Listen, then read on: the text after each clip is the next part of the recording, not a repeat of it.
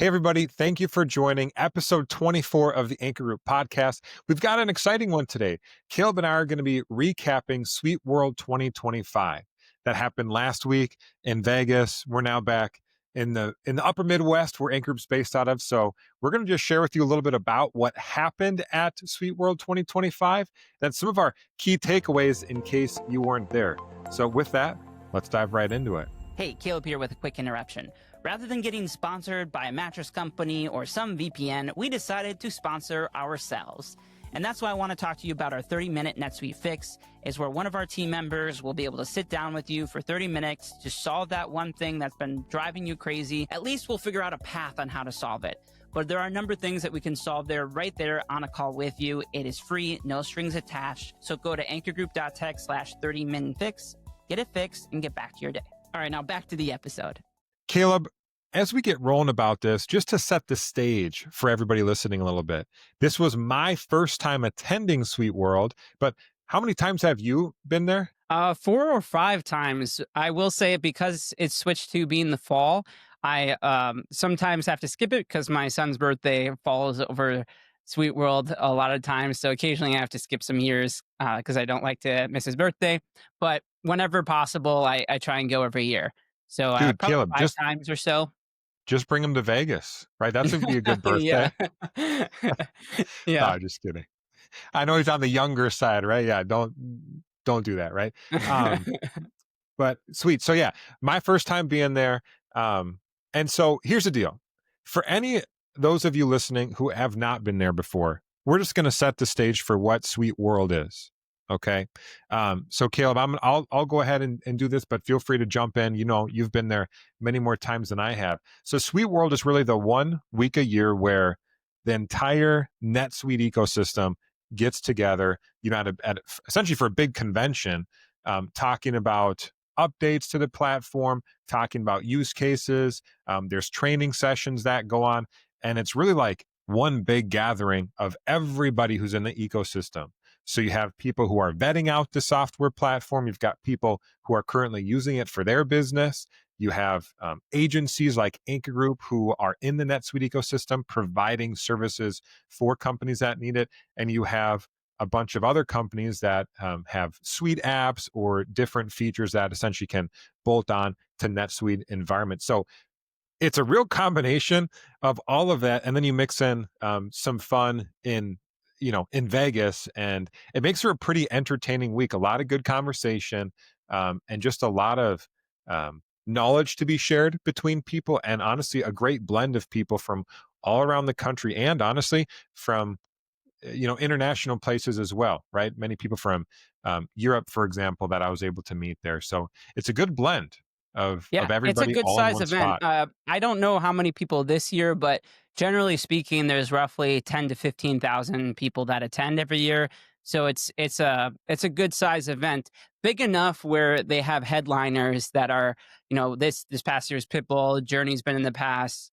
Was it Black Eyed Peas, something like that? I don't know. I don't remember what the other ones were, but they actually have headliners that are.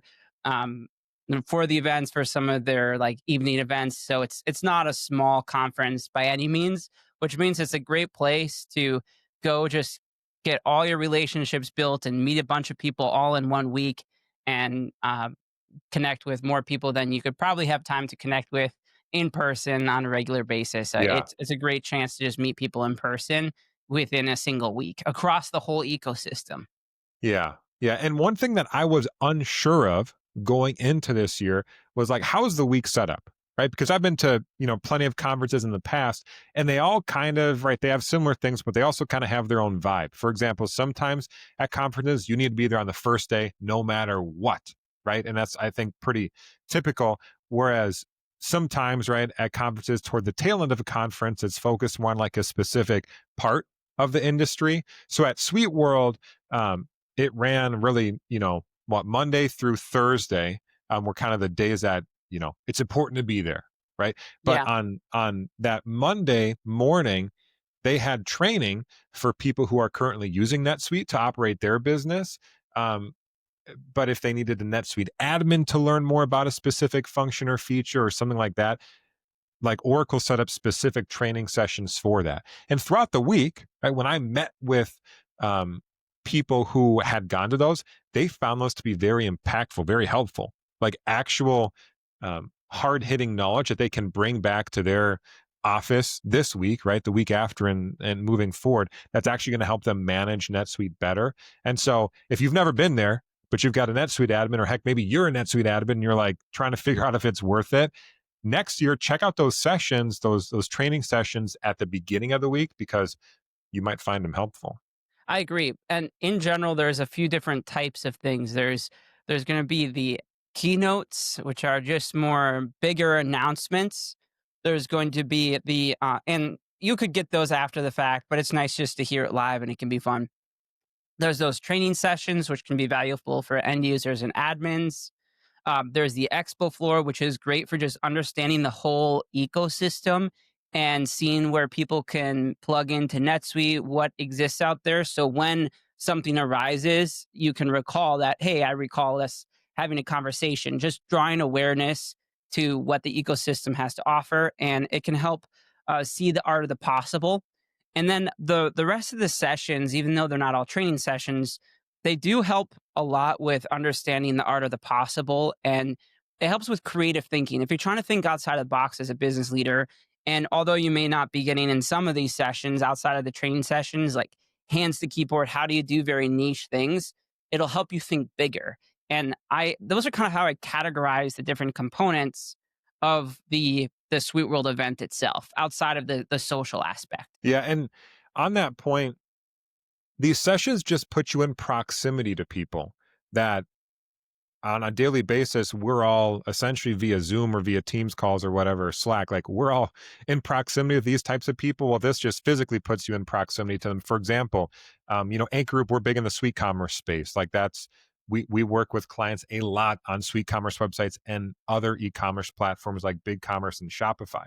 Now, in these breakout sessions, as Caleb was describing, they have some on like how to hook up Shopify to NetSuite, right? That integration layer, and how to optimize SuiteCommerce for B2B businesses.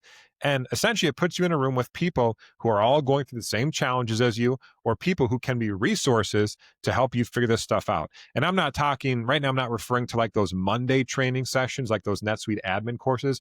These sort of breakout sessions kind of happen throughout the week, right? Through Tuesday through Thursday, these breakout sessions on various topics, and just puts you into proximity with people. So instead of even to send an email, give somebody a phone call, like you just can walk up to somebody who's a resource and chat with them about it or share your experiences. And that can be very helpful. I think it's probably better to describe a lot of the sessions outside of that initial Monday sessions to be more strategy based, meaning that thinking outside the box, thinking more strategic, getting ideas to do something a little different than of a process than maybe what you've done before. Not necessarily go click this button. This is how you create the custom field. This is how specifically the clicks that you go through to set up this module. That's more geared for those individual training sessions, but and that's why those can be useful for admins. But the rest of the week is more going to be strategic thinking, business strategy, strategy on what NetSuite can solve, and techniques on how to solve high level use cases to really point someone in the right direction. And I love that you said proximity. That personally, I go to SuiteWorld because I find it to be the best spot where I can build a lot of relationships. I go to very few sessions. I'm very in tune with the network and the ecosystem, and I'll walk the expo floor because I know pretty much everybody on the floor, a lot of them.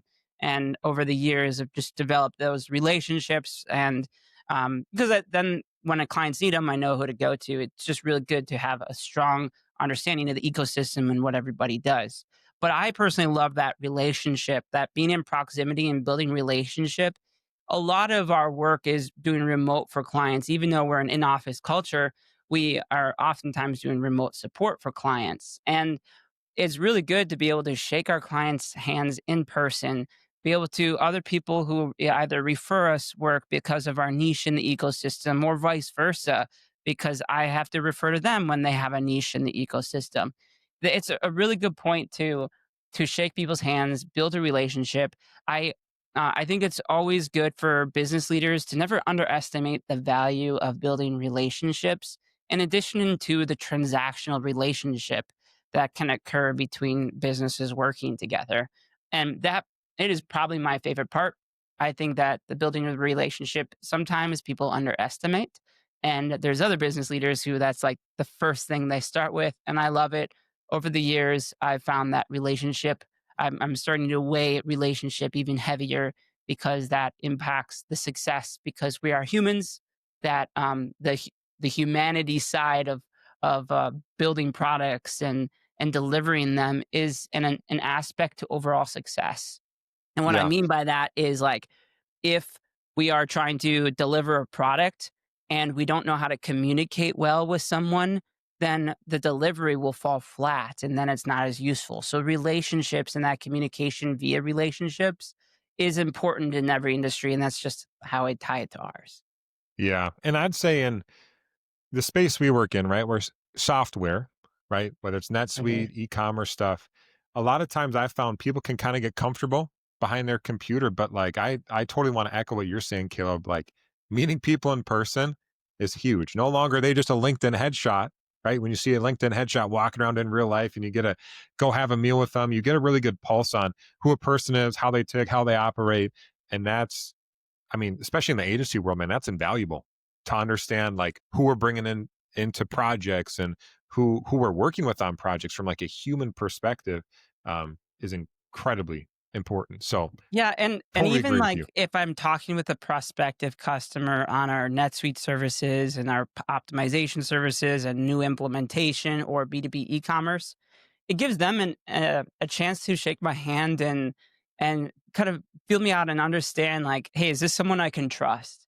Does this person like I can tell if they're competent or not? And I want them to experience that to be able to feel like they can trust me and to for me to demonstrate my competency and expertise for them to have that trust and that they can vet it out in person and it helps other people feel more comfortable and that's an important aspect for them to feel comfortable with their decision to hire our team in the first Mhm. place and that relationship and being able to kind of understand what someone's like in person understand their values what a little bit more of their values and their ethics that all plays into a factor you get to that level when you meet someone in person and that's why I like it.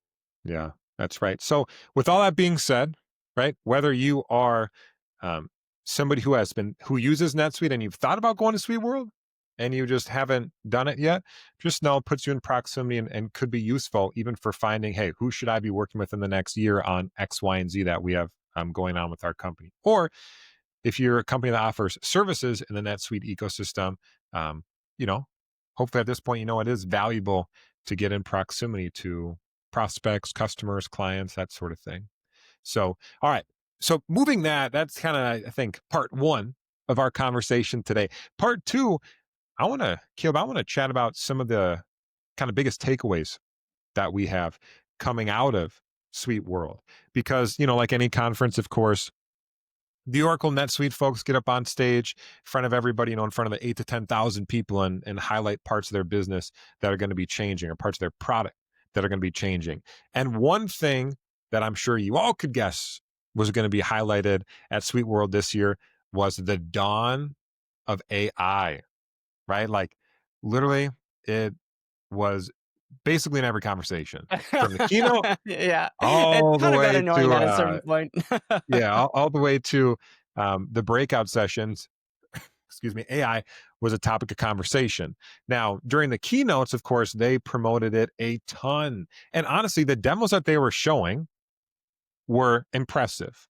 Okay. If you think about taking your, person listening to this, if you take the AI tool you use the most and now you insert that into NetSuite and you essentially are able to, leverage an AI agent to help you understand data, to help you build reporting, to help you understand customer needs, that sort of thing. Like it is wild how much more powerful everybody could become in understanding their business, right?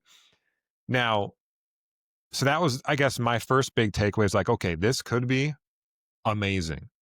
Now, there's a caveat, right? There's a kind of a second edge to this, and that is that the roadmap was longer than I would have liked to see. Right? We were told that a year is the roadmap that we're looking at for some of the features that they showed off. And of course, as an agency, I know we'd like to see that roadmap much quicker than a year out. So that gives me a moment to pause, as I'm sure many other people I spoke with, they had similar thoughts, similar feelings on that. But the one thing that I definitely am excited about is like if they can bring to market everything they demoed, like bring it to fruition and give those AI tools to their clients that are on NetSuite, it is going to be crazy how much more powerful, how much more in control, and how much more people will be able to understand about these little parts of their business, or sometimes the big parts of the business that they're just missing because of the day to day busyness, repetition of tasks that they need to do. Like it is, I think if they can bring it to market, it's going to be a true game changer. Yeah, and the So, timeline does make sense though for the size of company, how they do the releases, the release structure with NetSuite and their automatic releases. I think that all makes sense. And it does play towards people who are more independent and can be a little bit more agile, like agencies like ourselves. Anchor Group has AI development services for NetSuite. So we've done AI projects that we've been able to get people up and running on different AI agents and functionality just before having to wait for NetSuite, because there's ways to access the data and connect AI still and have it hosted. So there are already techniques that we can implement for clients. So there is a path for people, but it'll be probably about a year before it starts getting more release, more adoption. And when it'll be more valuable is when people start thinking about all the creative use cases to apply it to. So areas that we're already applying AI to is on the supply chain side, understanding reorder points. On the e-commerce side, we can tie in AI and search engines for like a global search on a search bar, and across just analyzing NetSuite and using AI to do that, enriching data. There's already a quite a bit that people can find useful. What's holding people back more than anything is just thinking outside of the box and being creative with how to apply it. That's where people are getting hung up on. And sometimes people think of, wouldn't it be great if AI could do X? And I think it's important to play to its strengths. I was speaking because I spent a lot of times just meeting up with people across the space, other people in the consulting and development space. We pick each other's brain and like kind of pass information. We've done AI projects, and other people have as well. So I've started to understand where everybody is really falling. And in summary, what people in the ecosystem that have experience in this is that playing to the strengths of AI in its current state, and it's too hard to build a new AI without building and training a model. It's very expensive to build something like that without having it kind of be vetted in the market first. And it's better to, but instead be creative with what you can play to its strengths today. So I'll give you an example. Playing to the strengths of AI in the NetSuite ecosystem today is anything that is description based. Being able to analyze data and provide descriptions is one of those areas. And for our case, what we've done is be able to convert a purchase order into a quote, or a purchase order into a sales order, or take someone else's product descriptions and make our own quote or sales order. So let's say I have a list of 100 items that a generic description, I can do a best match and generate a quote real quick. These are a couple use cases that are using that descriptive based text. A sales order is containing or a purchase order contains descriptions, and that's, you can pass that and do a match into the sales order. So playing to the strengths in this manner is going to be more important. Otherwise, I think a lot of AI investments will go to waste if you don't play to the current strengths rather yeah, those than. are great. Those are great call outs, Caleb, for ways to leverage AI right Mhm. now within the NetSuite environment. Yeah. So, Caleb, beyond AI, are there any noteworthy things that stood out to you through your conversations around NetSuite? Was there anything of a Yeah. different topic or In outside the of AI? e-commerce space, Anchor Group does SuiteCommerce, Anchor Group does BigCommerce, Anchor Group does Shopify, and especially on the B2B side, we cover the B2B ecosystem on both NetSuite and eCommerce. And they at least released the B2B connector for the NetSuite connector. There's pros and cons to the NetSuite connector. It is not always my favorite, but at least they released a version for Shopify B2B. That's good. It creates a path. I often like to bring in other third-party middleware options for B2B integrations. I find there to be more flexibility in and a lot of requirements on B2B tend to be best with a third party that gives even more flexibility. But that's kind of an interesting thing in our ecosystem that we work in. I can definitely see that Oracle is creating a stronger relationship with Shopify as well as other e-commerce solutions, BigCommerce and which now relabeled commerce, rebranded commerce, and that's pretty interesting. SuiteCommerce had some really good sessions, really focused on that B2B side, the B2B only e-commerce. I think that it's still playing to its strengths and holds a strong place in the market as a B2B only solution. Yes, it does B2B, B2C, but my opinion is that it's best as a B2B only or mostly B2B. Yeah. So that I think has been just reaffirming what I've always kind of thought from the beginning. And it's just continuing to trend and just reaffirming my perspective on where each of those three products still have a very strong place in their respective ecosystems. That was one takeaway for me that I found really valuable. Yeah. That's fantastic. Yeah, and I would agree. I sat in on some of those breakout sessions where they did talk about Sweet Commerce, did talk about the integration platforms. And one thing I just want to call out is if you are wanting to connect NetSuite to an e-commerce platform, or if you already have an integration in place and it's just not working right, like you actually have a lot of options in that space. And I run into some people and they're just like, well, we kind of have to use this one because it's already kind of what we have going, but it's not really working, but we just kind of deal with it, right? So the purpose of an integration, right, is to help automate processes and flows. And so if that's not what your integration is doing, it genuinely might be time to have a conversation. Of course, as Caleb was mentioning, we have a lot of experience working with iPaaS solutions, middleware solutions, and be of course happy to share our learnings from SuiteWorld and just have an understanding of that space. So I hear what you're saying there, Caleb, for sure. Um, the last thing, as we kind of wrap up this edition of the Anchor Group podcast, the last thing I want to shout out is the fact that sometimes you go to conferences, right? And many people, shouldn't say many people, sometimes you run into people and they just don't seem too happy to be there, like genuinely. They're just kind of like, yeah, I got to do this. My boss told me to go, that sort of thing. I would say that the Why is that what tone, you felt like, Michael? no, no, no, no, no. Okay. I genuinely enjoy conferences. I'm like, I enjoy, as I say it, stretching the legs every once in a while, right? Getting out from behind the computer screen. So I enjoyed it. But what I liked about this was like other people seem to enjoy it as well, right? At least people I was running into. And so that was one thing that was like a noticeable difference between SuiteWorld and some other conferences that I have attended. Everybody, if you just start a conversation with them, they seem genuinely interested and happy to have a conversation with you. And so, I think that says a lot about the NetSuite ecosystem, the people who use NetSuite, the people who are in the ecosystem, the agencies, the technology providers, stuff like that.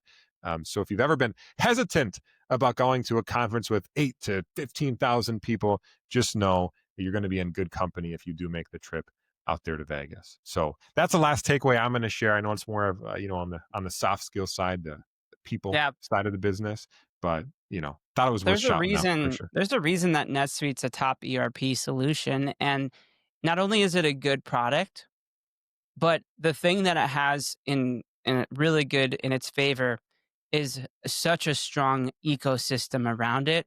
And that should never be underestimated. And I think it's pretty apparent how important that is at SuiteWorld, and you can see it it's a very strong community and environment. The fact that there's that many people that attend show you how many NetSuite customers there are, how big the ecosystem is, and the bigger an ecosystem is, the more niche problems it solves. It's all very Mhm. good. Okay, so as a final thought, you guys, If you are ever in Vegas, the next time you go to Vegas, on your to-do list, you got to check out the Sphere. We went, the Anchor Group team out there went, and it was amazing. Just like the size of the Sphere, once outside it looks crazy. When you're flying in at night, like it's crazy the way it looks. But then once you get inside it, it's just as big. And if you get vertigo, right? We got some seats on the higher levels. If you get vertigo, like at heights, if you're a little afraid of heights, you get like just prepare yourself. If you get some of those upper decker, the 400 or the 300 level seats, like you take those escalators up quite a ways. So Yeah, just Michael prepare was yourself for standing in that. the But center of the escalators. You couldn't yeah, handle dude, I had to like it. hold on to the side. I couldn't. Yeah, not a Yeah, fan of heights over here. But if you're in Vegas, check it out. It's just the grandeur of it, like how kind of awesome it is, right? In like the literal sense of the term, awesome. Just how big, how kind of new the technology is, and just on that scale. Highly, highly recommend. agreed. So thank you all for tuning into this episode of the Anchor Group podcast. Hopefully you were able to take something new away from it, specifically about SuiteWorld. If you're going to be at any conventions coming up here or SuiteWorld next year, of course, we're planning on attending and we'd love to connect, especially if you have questions about anything B2B related, need help with NetSuite integrations or the e-commerce side. That's really where we fit into the NetSuite ecosystem. But thanks for listening today, and we will catch you on the next episode of the Anchor Group podcast.